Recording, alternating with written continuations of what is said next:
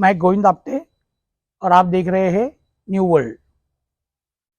मैं किनके बारे में बात करने जा रहा हूं, इसका आपको परिचय होना चाहिए, तभी आपको सुनते समय पता चलेगा कि हम किनके विषय में सुनने जा रहे हैं।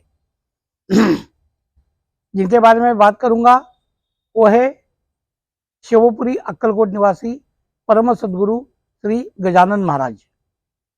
यानी कौन? परम सद्गुरु श्री गजानन महाराज।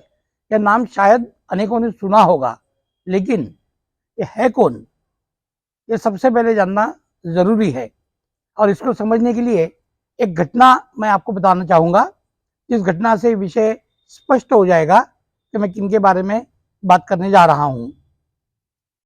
परम सद्गुरु श्री जी धामनगांव पधारे थे, जो परतूर के पास आता है, मराठवाड़े का एक छोटा गांव है। वहाँ पधारे थे और वहाँ कुछ दिन रहने के बाद, 2-3 दिन रहने के बाद, वहाँ से वो मराठवाड़े के ही दूसरे गांव बीड़ जाने के लिए निकले थे। दोपहर का समय था। निकलने के पश्चात उनके गाड़ी के पीछे जो बाकी के लोग आए थे, उनकी भी गाड़ियां धीरे धीरे निकलती रही और मैं, मेरे पिताजी और 1-2 लोग एक एम्बेसडर गाड़ी में बैठ के हम भी निकल गए बीड़ जाने के लिए।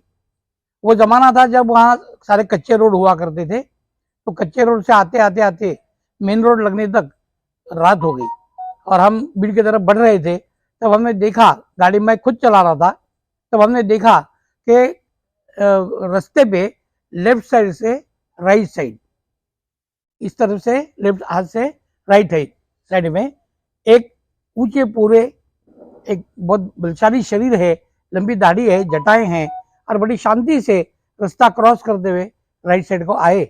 उनका तेज इतना ज्यादा था कि जो गाड़ी के लाइट लगे हुए थे वो भी उसमें कम प्रकाश लग रहे थे। जैसे ही हमने उनको क्रॉस किया, अचानक से एकदम मान लो समझ में आ गया कि कुछ हमने अलग देखा है। तुरंत गाड़ी रोकी और हम गाड़ी से बाहर भागे।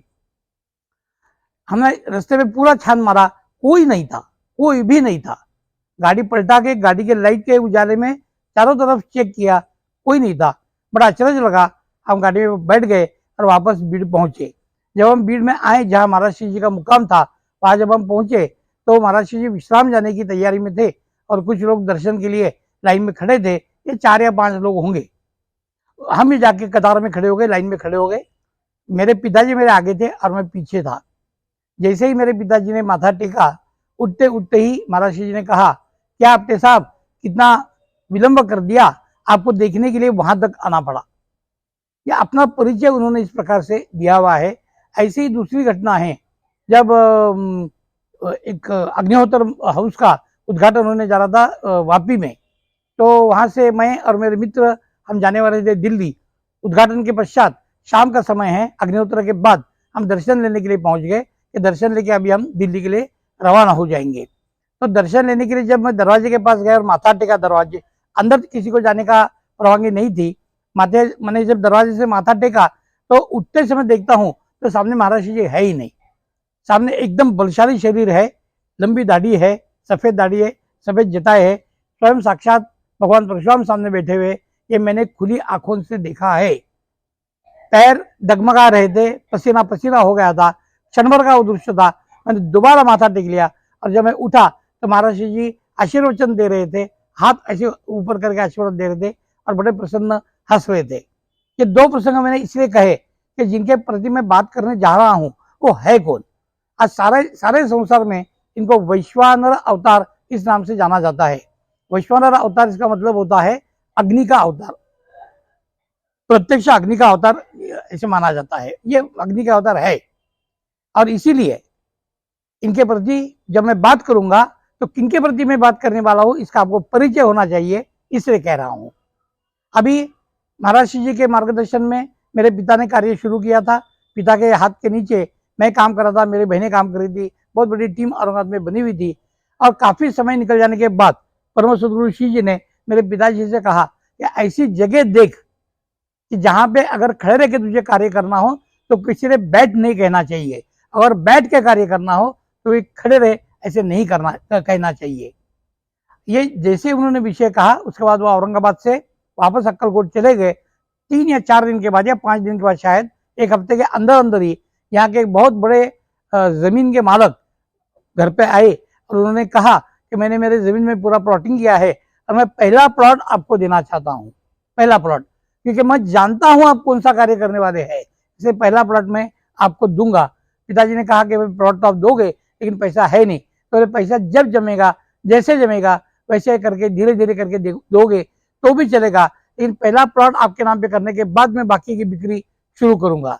इस प्रकार से जहां मैं अभी बैठा हूँ ये प्लॉट नाम पे हुआ और नाम पे होने के बाद प्रसंगवशात उनके पैसे भी चुकाए गए और यहाँ पे अग्निहोत्र हाउस बनाने का तय हुआ।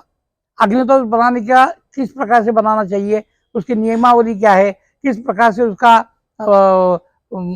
कार्य किस प्रकार से यहाँ से करना चाहिए, सारा मार्गदर्शन महाराज जी ने दिया हुआ था। थोड़ा कंपाउंड वम्पाउंड बना लिया था, कुछ कार्य भी शुरू होना था, आते जाते रहते थे। ये गांव के उस समय काफी बाहर था, आज गांव का सबसे प्रेस्टिजियस एरिया यही बना हुआ है। लेकिन मैं आपको बात कह रहा हूँ तो 75-76 की बात कर रहा हूँ। उस समय पे ये बहुत गांव के बाहर था, कभी कभार आया करते थे, बैठा करते थे, शाम का अग्निहोत्र करके वापस जाया करते थे। जब प्रिंस बांध के हो गई तो अचानक से महाराज जी औरंगाबाद आए थे और माहूर बंगला अदालत रोड यहाँ पे उनका निवास रहता था। अचानक से उन्होंने कहा कि अभी यहाँ से उठेंगे और सीधे अपने अग्निहोत्र हाउस पे जाएंगे। महाराज जी निकल के गाड़ी में बैठने तक भाग दौड़ करते करते मेरे पिताजी यहाँ पे पहुंच गए और कोई ना कोई यहाँ होना तो चाहिए, तो यहाँ पहुंच गए और पीछे से महाराज जी की गाड़ी आई। आज जो रास्ते बने हुए हैं वो रास्ते उस जमाने में नहीं थे। जो औरंगाबाद का मेन रोड है, आकाशवाणी से अंदर आना होता था और अंदर ऐसी गाड़ी अंदर मुड़ी तो ड्राइवर ने कह दिया कि अग्निहोत्र का जगह कहाँ है, कुछ समझ में नहीं आ रहा है, पता नहीं है मुझे। साथ में जो बैठे थे उन्होंने भी कहा कि जगह कहाँ है हमको पता नहीं है। तो सामने एक गाय थी, महाराज जी ने कह दिया ये गाय के पीछे पीछे चलो। गाय घास खा रही थी, जैसे ही महाराज जी ने कह दिया कि गाय के पीछे पीछे चलो, वैसे ही वो गाय दौड़ने लग गई और वो गाय ने अग्निहोत्र की जगह तक ला के कार को छोड़ दिया। ये प्रसंग बताने के पीछे खास हेतु ये है कि जब ये वैश्वानर अवतार है, स्वयं भगवान परशुराम जी के अवतार है, इसका मतलब ही ये होता है कि पूरे पंच महाभूतों पे पूरी सत्ता इन्हीं की है। चाहे वो पशु पक्षी हो, चाहे वो जानवर हो, चाहे वो आबो हवा हो, चाहे वो इंसान हो, चाहे जो कुछ भी हो, हर चीज पे हुकूमत तो इनकी ही चलती है। इस बात को हमको ध्यान में रखना चाहिए और यही बताने के लिए सबसे पहले एक परिचय हो कि किनके बारे में हम इसके बाद इसी चैनल पे आगे बातें सुनते रहेंगे, किनकी कृपा दृष्टि का वर्णन इस चैनल पे होता रहेगा, किनके मार्गदर्शन के अंदर कार्य करते हुए आज भी ये कार्य चालू है, ये कौन है ये हमको पता होना चाहिए। इसलिए सबसे पहले उनका परिचय दिया है।